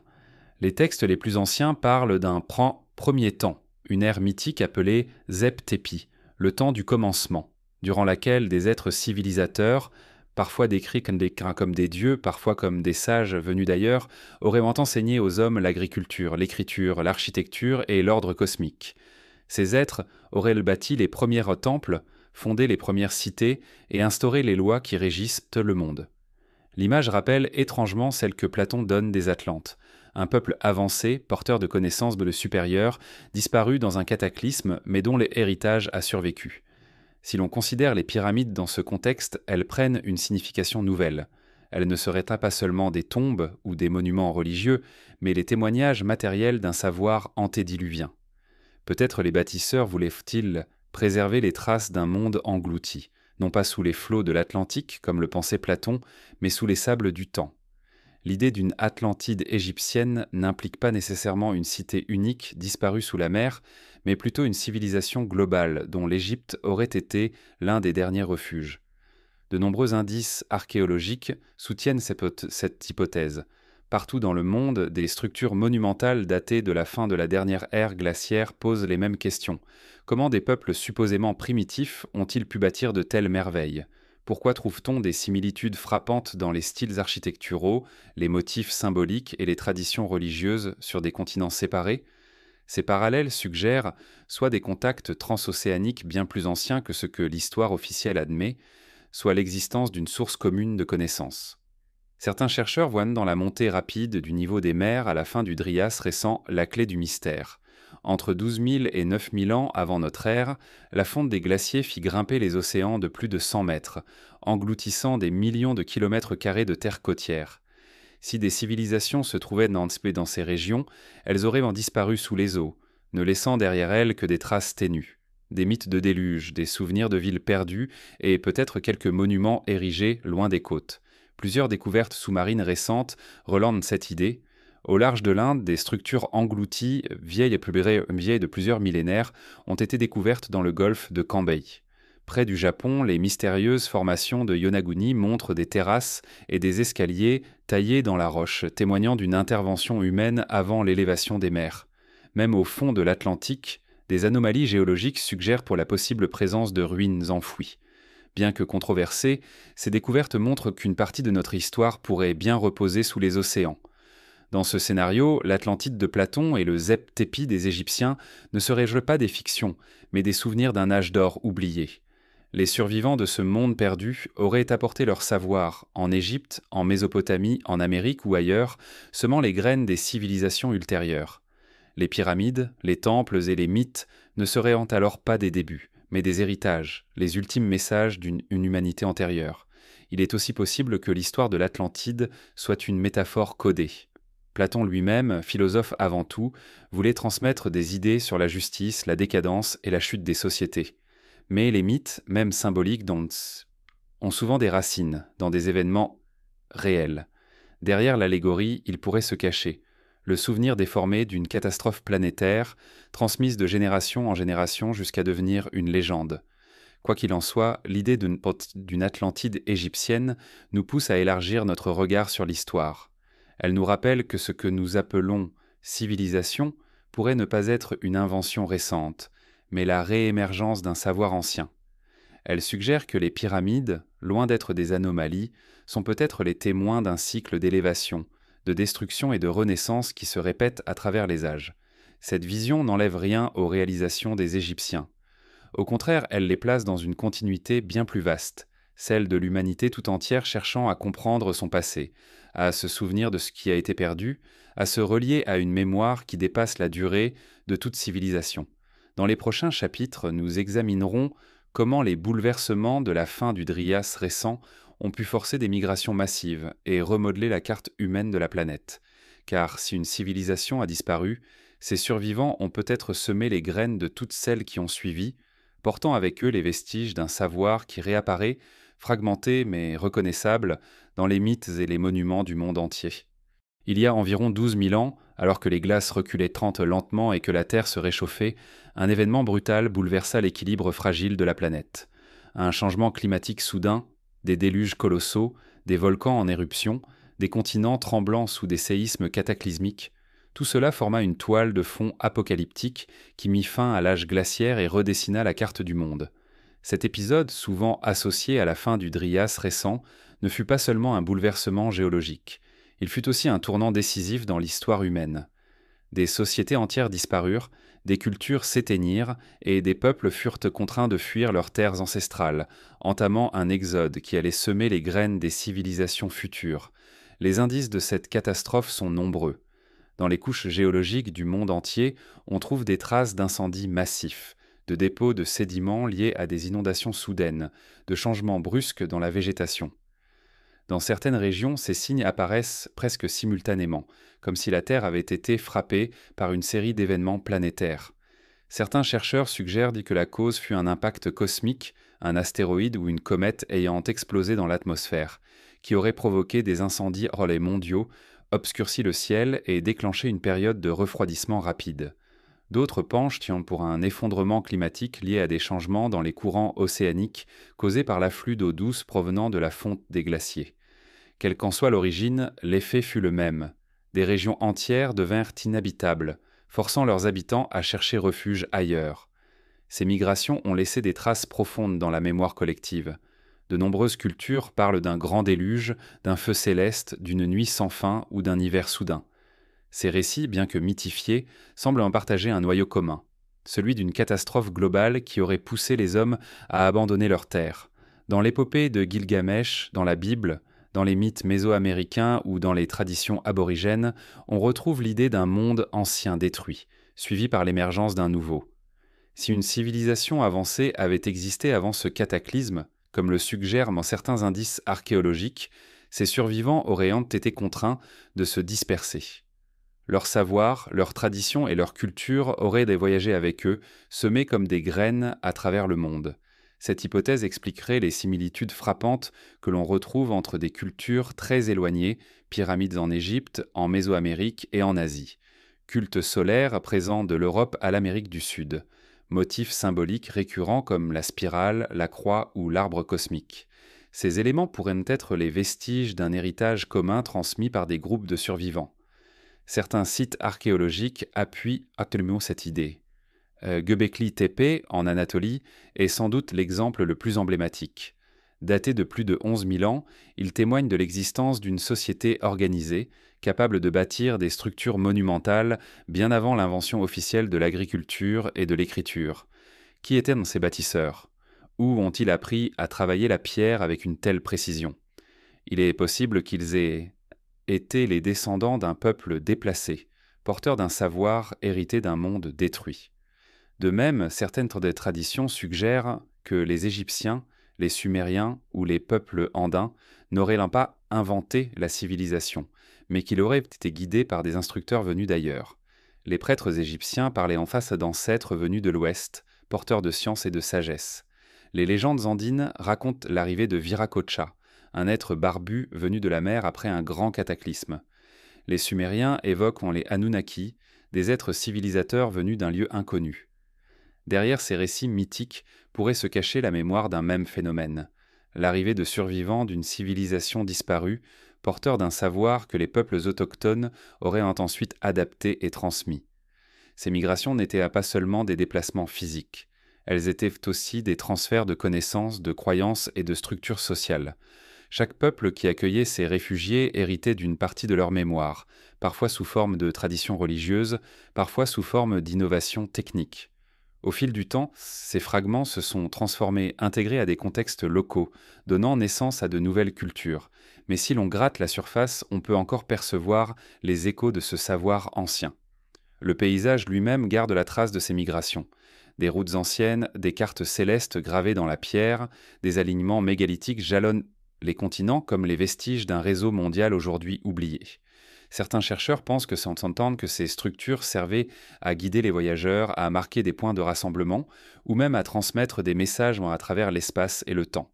Elles témoignent d'une humanité en mouvement, cherchant à reconstruire ce qu'elle avait perdu. Mais pourquoi cette mémoire d'un exode a-t-elle été si profondément enfouie? Peut-être parce que le traumatisme fut trop grand. Peut-être parce que les générations suivantes, confrontées à un monde radicalement transformé, n'ont pu comprendre les récits qu'on leur transmettait. Ce qui avait été histoire est devenu mythe. Ce qui avait été science est devenu légende. Les survivants eux-mêmes ont peut-être voulu effacer certains souvenirs, les dissimuler derrière des symboles pour que seuls ceux qui en étaient dignes puissent tellement les comprendre. Pourtant, sous la surface de nos mythes, l'histoire de cet exode demeure. Elle s'est inscrite dans la pierre des monuments anciens, dans les alignements célestes, dans les rituels et les fêtes saisonnières. Elle se cache aussi dans nos langues, nos symboles, nos récits fondateurs. C'est l'histoire d'une humanité qui a failli disparaître, mais qui a survécu grâce à sa capacité d'adaptation, de transmission et de mémoire. Cette résilience est peut-être la plus grande leçon que nous puissions tirer de cette époque. Elle nous rappelle que les civilisations sont fragiles, mais que l'humanité persiste. Elle montre que même face à la destruction totale, la connaissance peut voyager, se transformer et renaître ailleurs. Elle suggère que ce que nous appelons aujourd'hui l'histoire n'était qu'un fragment de quelque chose de bien plus vaste, un cycle d'ascension, de chute et de renaissance qui se répète depuis des millénaires. Dans cette perspective, les pyramides d'Anxtê ne sont plus seulement des monuments bâtis par une société brillante, elles deviennent les témoins d'une humanité survivante, les jalons laissés par ceux qui ont traversé le cataclysme et voulu que leur histoire ne soit pas oubliée. Dans les chapitres à venir, nous suivrons cette idée jusqu'à ses conséquences les plus profondes, celles des gardiens de la mémoire, des prêtres et des scribes qui, dans les siècles suivant le cataclysme, ont pris sur eux de préserver le savoir de l'ancien monde, car sans eux, rien ne serait resté. Et peut-être qu'aujourd'hui, nous ne saurions même pas que nous avons déjà tout perdu, une fois. Sous l'horizon tremblant de chaleur du plateau de Gizeh, le désert semble immuable. Rien ne bouge, rien ne vit, si ce n'est le souffle du vent qui façonne les dunes comme il le fait depuis des millénaires. Pourtant, sous cette surface silencieuse, le sol recèle des secrets enfouis depuis des âges immémoriaux. À chaque coup de pinceau des archéologues, à chaque sondage dans les profondeurs, un nouveau fragment d'histoire remonte à la lumière. Et souvent, ce qu'il révèle ne s'accorde pas toujours avec le récit que l'on croyait connaître. Car les sables de l'Égypte ne sont pas seulement des témoins passifs, ils sont les gardiens d'une mémoire plus vaste, d'un passé que nous commençons à peine à effleurer. Depuis plus d'un siècle, les fouilles sur le plateau de Gizeh et dans d'autres sites majeurs d'Égypte ont permis de mettre au jour des milliers d'objets, de textes, de structures. Pourtant, chaque nouvelle découverte semble ajouter à l'énigme plutôt que de la résoudre. De nombreux artefacts ne s'intègrent pas aisément dans la chronologie admise. Certains montrent des techniques de fabrication inattendues, d'autres présentent dans des inscriptions dont la signification échappe encore aux égyptologues. Parfois, c'est même la datation des structures elles-mêmes qui soulève des doutes. L'un des exemples les plus frappants concerne les fondations des temples et des pyramides. Sous les niveaux connus, les archéologues ont trouvé des couches plus anciennes, parfois profondément enfouies, qui ne correspondent pas aux styles architecturaux de l'Ancien Empire. Dans certains cas, ces couches sont même dépourvues d'inscriptions ou de décorations, comme si elles appartenaient à une époque antérieure à l'écriture. Cela suggère que les monuments visibles aujourd'hui pourraient avoir été érigés sur des structures plus anciennes, dont la mémoire s'était déjà perdue lorsque les pharaons ont entrepris leurs grands projets. Cette idée est appuyée par plusieurs découvertes récentes. À Saqqara, sous les vestiges du complexe de Djéser, les fouilles ont révélé des galeries et des chambres souterraines d'une sophistication surprenante, dont certaines pourraient précéder la construction de la pyramide à degrés elle-même. À Abydos, sous le temple de Séti Ier, un autre complexe souterrain, l'Osirion, présente des blocs cyclopéens taillés avec une précision remarquable, et dont l'érosion indique une antiquité bien plus grande que celle du temple visible.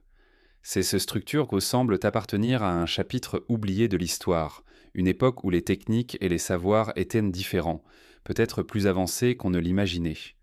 Plus intrigants encore sont les objets découverts dans des couches plus profondes que celles associées aux dynasties historiques. Certains outils, motifs et artefacts ne correspondent à aucune période connue. Ils portent parfois des marques d'usure ou des traces d'utilisation qui suggèrent des fonctions encore mystérieuses. Quelques-uns semblent même indiquer une compréhension avancée de la mécanique ou de l'astronomie, bien avant que ces disciplines ne soient donc censées avoir émergé.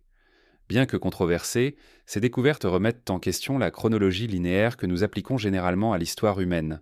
Le désert recèle aussi des indices plus subtils. L'imagerie satellite et les technologies de prospection géophysique ont révélé l'existence de structures enfouies sous des mètres de sable, invisibles à l'œil nu. Certaines sont des alignements de pierres, d'autres des formes géométriques complexes, parfois réparties sur des kilomètres. Leur fonction est inconnue, mais leur disposition laisse penser qu'elle n'est évidemment pas le fruit du hasard. Peut-être s'agissait-il de sanctuaires, de lieux d'observation astronomique ou de repères pour des voyageurs venus d'époques lointaines. Leur existence prouve en tout cas que nous n'avons exploré qu'une infime partie de ce que le désert dissimule encore. Ces découvertes relancent aussi le débat sur l'origine réelle des grandes structures égyptiennes. Et si les pharaons n'avaient pas construit à partir de rien, mais avaient simplement réinvesti, restauré ou réinterprété des monuments bien plus anciens? Cette hypothèse expliquerait pourquoi certaines parties des pyramides ou des temples semblent anachroniques, utilisant des techniques différentes ou des matériaux dont l'origine reste obscure. Elle pourrait également expliquer la présence d'éléments astronomiques dont la pertinence remonte à des millénaires avant l'époque pharaonique. Certaines fouilles menées autour du Sphinx ont également apporté des éléments fascinants. Des cavités souterraines, des tunnels et des chambres encore inexplorées ont été détectés sous le monument et dans ses environs. Bien que l'accès à ces structures les soit limité, leur existence alimente l'idée que le plateau de Gizeh recèle un réseau souterrain bien plus vaste que ce que l'on imaginait. Ces espaces pourraient avoir servi de lieu de stockage, de sanctuaires initiatiques ou même d'archives. Certains chercheurs vont jusqu'à suggérer qu'ils pourraient donc contenir des textes ou des objets provenant d'une époque antérieure au déluge, préservés par ceux qui ont survécu au cataclysme. Ces hypothèses sont certes audacieuses, mais elles ne peuvent être écartées d'un revers de main. L'histoire de l'archéologie regorge d'exemples où des découvertes révolutionnaires ont bouleversé nos certitudes. Il y a encore un siècle, personne n'aurait cru que des villes aussi anciennes que Çatalhöyük ou Göbekli Tepe puissent exister. Aujourd'hui, elles ont réécrit nos manuels d'histoire. Pourquoi en irait-il différemment pour l'Égypte? Peut-être sommes-nous au seuil d'une révélation similaire, et les vérités enfouies sous le sable pourraient bien forcer une révision profonde de notre conception du passé. Il est également possible que certaines de ces découvertes aient été délibérément dissimulées ou minimisées. Les institutions académiques ont souvent du mal à intégrer des éléments qui contredisent les cadres établis.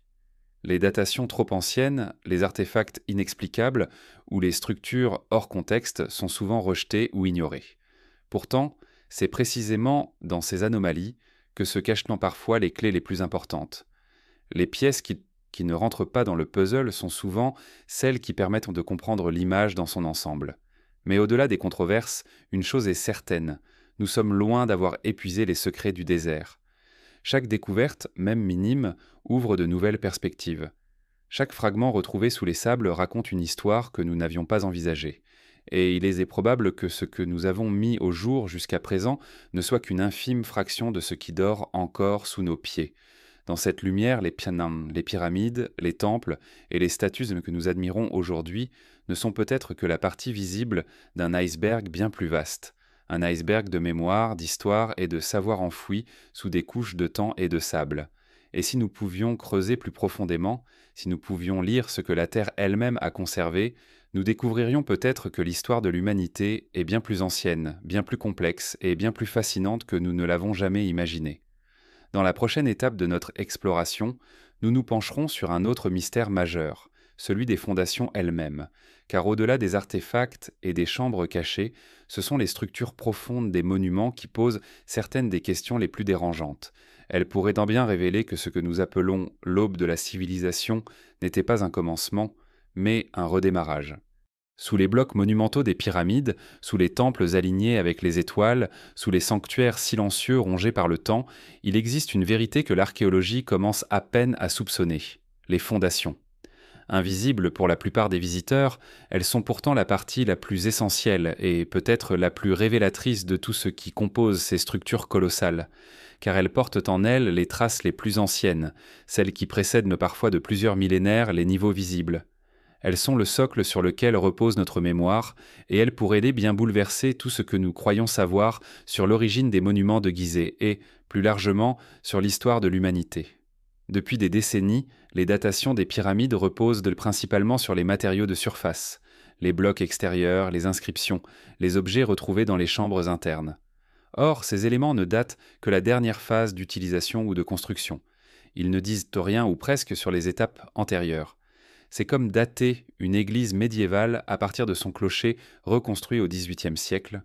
On ignore tout de ses premières pierres, et c'est précisément là que réside le cœur du mystère.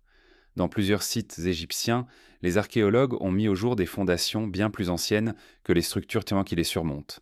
Elles sont souvent faites de blocs massifs, taillés d'une manière différente, disposés selon des techniques qui ne correspondent même pas à celles de l'Ancien Empire.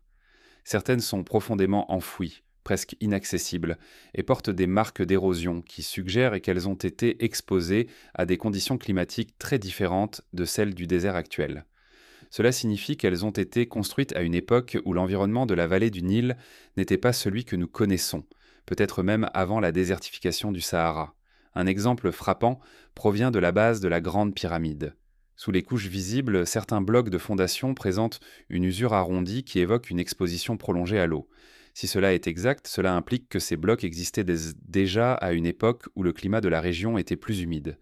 Certains chercheurs avancent que cela pourrait remonter à plus de 8000, voire 10 000 ans avant notre ère, une période bien antérieure à la chronologie pharaonique. D'autres notent des différences dans la composition des pierres, suggérant qu'elles ont été extraites et travaillées avec des méthodes différentes, appartenant à une tradition technique antérieure. De même, dans le temple de Karnak, certaines parties profondes de la structure semblent avoir été intégrées dans des constructions plus récentes. Les Égyptiens de l'Ancien Empire, loin d'avoir bâti à partir de rien, auraient ainsi adapté et réutilisé des structures existantes.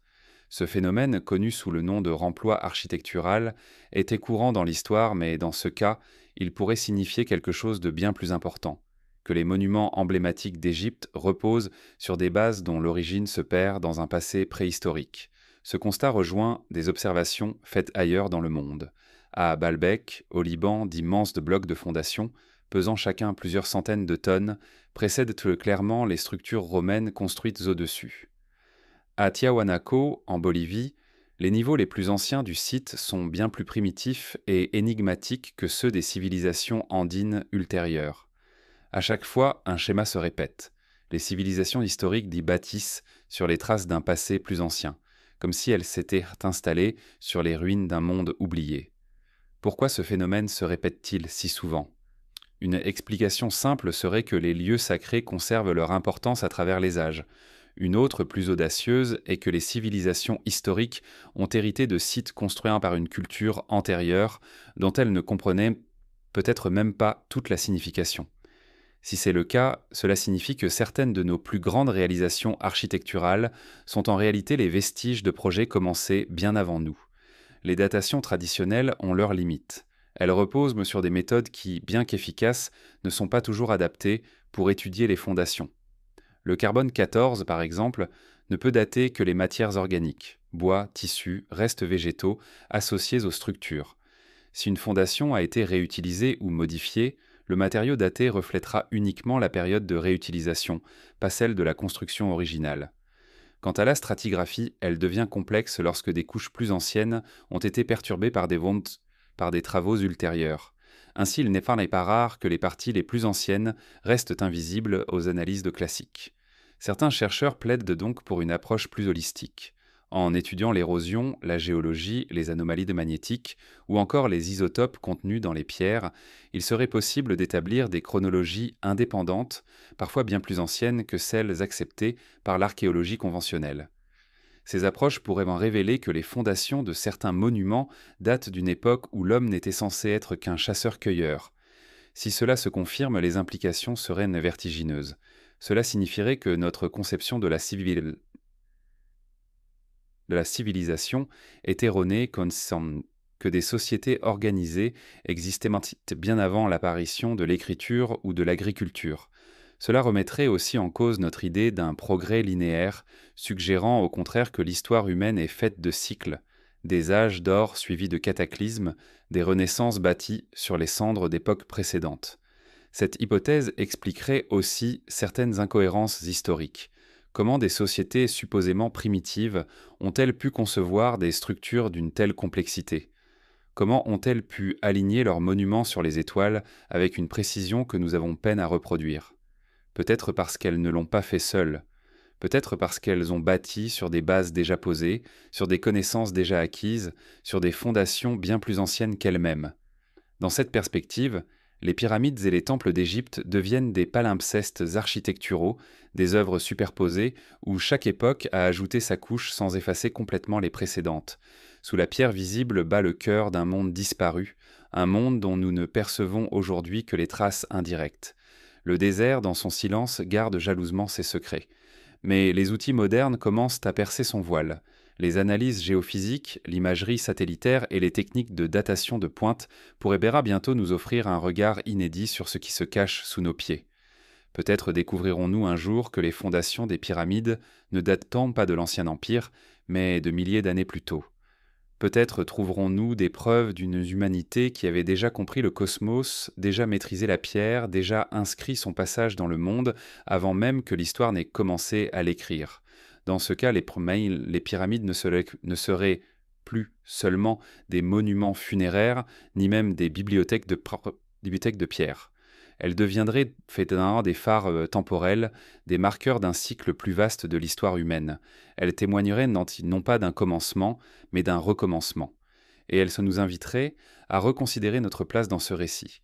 Non pas comme les pionniers d'une civilisation linéaire et ascendante, mais comme les héritiers d'un savoir ancien qui ne demande qu'à être redécouvert. Dans la prochaine étape de notre exploration, nous aborderons justement cette idée dérangeante, celle d'une mémoire fragmentée, d'une histoire que nous croyons connaître mais qui pourrait être fondamentalement incomplète. Car si les fondations nous révèlent l'ancienneté de notre héritage, elles soulignent aussi la fragilité de notre savoir. Peut-être ne possédons-nous aujourd'hui qu'une fraction de ce qui fut autrefois connu. Peut-être que les pages les plus importantes de notre histoire ont été effacées, et qu'il ne nous reste plus qu'à les reconstituer morceau par morceau. Chaque civilisation raconte son passé à travers des récits soigneusement tissés, des chronologies ordonnées, des mythes fondateurs, des héros et des découvertes qui tracent un chemin linéaire depuis les origines jusqu'au présent.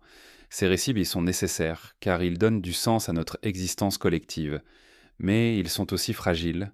Ils reposent sur les fragments que nous avons pu retrouver, sur les interprétations que nous avons choisies, sur les silences que nous avons parfois ignorés. L'histoire officielle, telle qu'on nous l'enseigne, n'est pas une vérité absolue. Elle est une construction, partielle, subjective, parfois volontairement simplifiée. Et plus nous explorons les profondeurs du passé, plus nous réalisons à quel point cette histoire pourrait être incomplète. Les découvertes des dernières décennies ont révélé un paradoxe troublant. Plus nous en apprenons sur les origines de la civilisation, plus elle semble lointaine. Pendant longtemps, on a cru que l'agriculture avait marqué un tournant décisif il y a environ 10 000 ans, donnant naissance aux premières sociétés sédentaires. Puis vint Göbekli Tepe, érigé bien avant l'invention officielle de l'agriculture, bouleversant tout ce que l'on croyait savoir sur les sociétés de chasseurs-cueilleurs. D'autres découvertes, en Anatolie, en Sibérie ou en Amazonie, ont repoussé encore plus loin les limites chronologiques. Il semble désormais évident que des formes d'organisation complexes, voire avancées, existaient en bien avant les dates traditionnellement admises. Face à ces anomalies, deux attitudes coexistent. La première consiste à les minimiser, à les ranger dans la catégorie des exceptions, des curiosités qui ne remettent pas en cause le modèle général. La seconde, plus audacieuse, accepte l'idée que notre histoire pourrait être très différente de ce que nous imaginons. Peut-être ne sommes-nous pas les descendants d'une seule lignée de civilisation, mais les héritiers d'un cycle de création et de destruction dont la plupart des traces ont été effacées. Peut-être que ce que nous appelons préhistoire n'est pas une époque d'ignorance, mais une période dont nous avons perdu les archives. Ce processus d'effacement est inhérent au passage du temps. Les matériaux se dégradent, les langues se perdent, les monuments s'effondrent. Les catastrophes naturelles, séismes, déluges, éruptions, détruisent les archives et dispersent les peuples. Même les grandes bibliothèques de l'Antiquité, comme celle d'Alexandrie, n'ont pas survécu. Chaque fois qu'une civilisation s'effondre, c'est une partie de la mémoire humaine qui disparaît avec elle.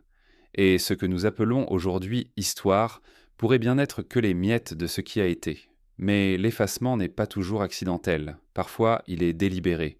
Les conquérants détruisent là encore les traces des vaincus pour mieux imposer leurs récits. Les pouvoirs religieux effacent tous les cultes anciens pour légitimer les nouveaux. Les élites réécrivent les chroniques pour servir leurs intérêts. L'histoire est donc souvent écrite par ceux qui ont triomphé, et leurs récits peuvent être très différents de la réalité. Ainsi, des pans entiers du passé ont pu être volontairement effacés ou modifiés, laissant place à une version partielle et orientée. Ce phénomène explique peut-être pourquoi certaines traditions anciennes semblent incohérentes ou contradictoires. Les mythes du déluge, par exemple, apparaissent sous des formes diverses sur presque tous les continents. Les récits d'êtres venus du ciel, d'enseignants divins ou de civilisateurs apparaissent dans des cultures qui n'ont jamais été en contact.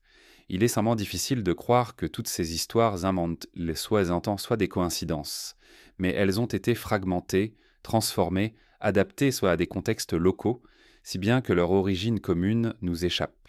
Même les monuments que nous considérons comme des jalons de l'histoire pourraient en être des témoins d'un passé bien plus ancien.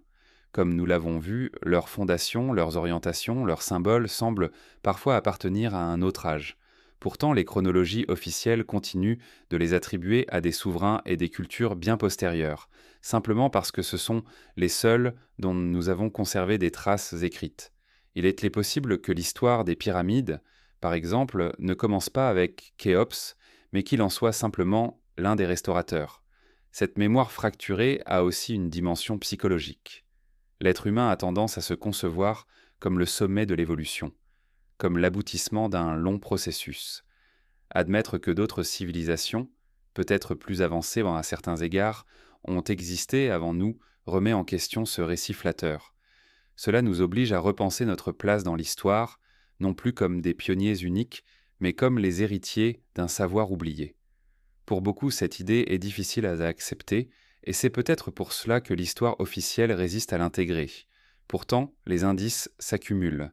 Des structures mégalithiques datant de plus de 12 000 ans. Des cartes anciennes montrant des régions recouvertes de glace bien avant leur exploration. Des connaissances astronomiques présentes dans des cultures qui, selon notre chronologie, ne disposaient pas des instruments nécessaires pour les acquérir. Chacun de ces éléments pris isolément peut être expliqué. Ensemble, ils composent un tableau qui suggère une réalité bien plus complexe. Certains chercheurs parlent désormais de mémoire palimpseste, une mémoire réécrite plusieurs fois, où chaque couche masque partiellement la précédente sans jamais l'effacer complètement. Notre histoire serait ainsi faite de strates superposées, mythes, traditions, archives, monuments, que nous devons apprendre à lire comme on déchiffre un manuscrit ancien. Les traces les plus anciennes sont les plus effacées, mais elles sont aussi les plus précieuses, car elles révèlent ce que nous avons perdu. Ce travail de déchiffrement est loin d'être terminé. Il demande de l'humilité, car il implique d'accepter que nous ne savons pas tout.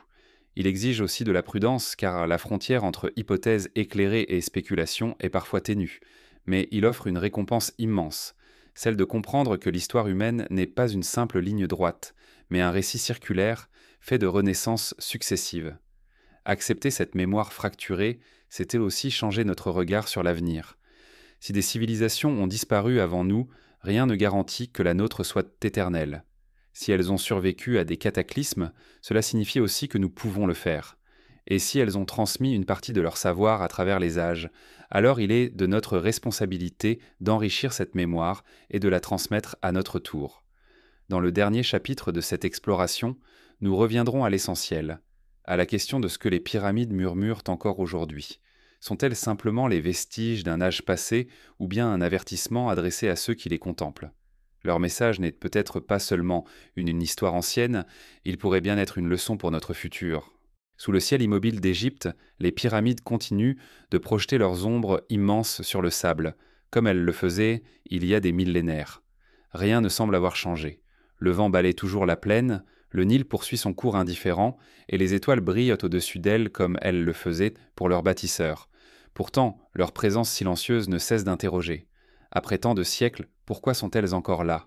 Pourquoi résistent-elles alors que tant d'autres monuments se sont effacés ? peut-être parce qu'elles n'ont jamais été de simples tombeaux, ni même de simples prouesses architecturales. Peut-être sont-elles autre chose, une mémoire pétrifiée, un message destiné à traverser le temps, une mise en garde adressée à ceux qui viendraient après. Tout au long de cette exploration, nous avons suivi les traces d'un récit oublié, celui d'un monde plus ancien, peut-être plus avancé, balayé par un cataclysme dont seules quelques pierres ont survécu. Nous avons entrevu l'idée qu'une civilisation disparue aurait transmis son savoir aux générations suivantes, que les pyramides pourraient être les derniers témoins d'une humanité antérieure. Mais au-delà des spéculations, un fait demeure. Elles parlent encore et toujours. Leur langage est celui de la permanence, de l'ordre, de la connaissance transmise sous une forme que le temps ne peut pas détruire. Ce qu'elles murmurent, c'est d'abord la fragilité. Rien, dans le grand théâtre de la Terre, n'est éternel. Les continents changent, les climats s'inversent, les civilisations s'élèvent et s'effondrent. La mémoire humaine, aussi vaste soit-elle, est vulnérable. Elle brûle dans les bibliothèques, s'efface dans les langues mortes, se perd dans les ruines. La pierre seule, parfois, survit. Et c'est peut-être pour cela que ceux qui les ont construites ont choisi ce matériau, parce qu'ils savaient en que l'histoire pouvait disparaître, mais qu'un message sculpté dans la roche avait une chance de traverser les millénaires. Mais elles nous parlent aussi de continuité. Malgré les ruptures, malgré les oublis, un fil relie les âges. Des savoirs transmis sous forme de symboles, de proportions, d'alignements célestes continuent de résonner aujourd'hui. Les anciens n'étaient pas si différents de nous. Ils cherchaient à comprendre leur place dans l'univers, à dialoguer avec le cosmos, à transmettre ce qu'ils avaient appris. Les pyramides sont la preuve que cette quête n'a jamais cessé. Nous marchons sur les traces de ceux qui nous ont précédés, même si nous avons oublié leur nom. Elles sont aussi un miroir. Dans leur silence, elles nous renvoient l'image de ce que nous sommes devenus. Nous croyons avoir tout découvert, tout maîtrisé, mais elles nous rappellent que nous ne sommes que les héritiers d'un savoir accumulé bien avant nous. Elles nous obligent à faire preuve d'humilité, à admettre que nous ne connaissons peut-être qu'une petite partie de notre histoire. Et si nous ignorons notre passé, comment pouvons-nous comprendre pleinement notre présent, ou anticiper notre avenir? Ce message prend une dimension particulièrement pertinente aujourd'hui. Comme les civilisations qui nous ont précédés, nous faisons face à des défis planétaires, changements climatiques, bouleversements géopolitiques, fragilité de nos systèmes technologiques. Nous avons tendance à croire que notre époque est unique, que notre puissance nous protège. Pourtant, l'histoire gravée dans la pierre dit autre chose. Aucune civilisation n'est immortelle. Toutes celles qui ont cru l'être ont fini par disparaître. La seule constante, c'est la capacité de l'humanité à transmettre ce qu'elle a appris pour que d'autres puissent recommencer. Peut-être est-ce là la véritable fonction des pyramides. Nous rappeler que tout peut s'effondrer, mais que tout peut aussi renaître. Elles nous montrent qu'au cœur même de la chute se trouve la possibilité de la continuité. Elles ne sont pas seulement les vestiges d'un monde disparu, elles sont aussi les fondations sur lesquelles de nouvelles civilisations ont été bâties. Elles nous enseignent que la mémoire est un acte de résistance et que la transmettre est un devoir. Ce devoir nous incombe aujourd'hui. Nous vivons à une époque où l'information est plus abondante que jamais, mais aussi plus fragile. Nos archives de temps sont de numériques, nos connaissances stockées sur des supports qui peuvent tailler et disparaître en un instant. Si demain un cataclysme frappait notre planète, que resterait-il de notre monde? Nos bibliothèques virtuelles survivraient-elles? Nos villes, nos monuments, nos idées résisteraient-elles au temps? Peut-être devrions-nous, comme nos ancêtres, penser à graver dans la pierre ce que nous voulons transmettre. Les pyramides nous rappellent enfin une vérité essentielle. Le passé n'est jamais vraiment mort. Il dort sous nos pieds, dans les fondations oubliées, dans les mythes déformés, dans les sépartes, dans les symboles que nous continuons d'utiliser sans en connaître l'origine. Il attend que nous soyons prêts à l'écouter. Et lorsqu'on apprend à entendre ce que ces monuments nous disent, on découvre que leur message n'est pas seulement tourné vers le passé. Ils parlent aussi du futur. Peut-être nous disent-elles ceci. Souvenez-vous que vous n'êtes pas les premiers. Souvenez-vous que le savoir est précieux et qu'il doit être protégé. Souvenez-vous que chaque pierre posée aujourd'hui est un message pour demain. En ce sens, les pyramides sont bien plus qu'un héritage. Elles sont un avertissement. Elles nous rappellent que la grandeur humaine ne réside pas dans ce que nous possédons, mais dans ce que nous transmettons. Elles nous rappellent que la connaissance n'a de valeur que si elle survit à ceux qui la détiennent. Et elles nous rappellent, enfin, que l'histoire n'est pas un chemin qui s'arrête, mais un cycle qui recommence. Dans leur silence éternel, elles nous tendent un miroir. Ce que nous y voyons dépend de nous, un souvenir d'un passé révolu ou une promesse pour l'avenir. Peut-être les deux à la fois. Quoi qu'il en soit, elles continuent de murmurer, et leur message, bien que voilé par les siècles, résonne encore « Rien ne dure, sauf ce que l'on choisit de transmettre ». Et dans cette transmission se trouve la clé de notre survie, et peut-être un jour de notre propre éternité.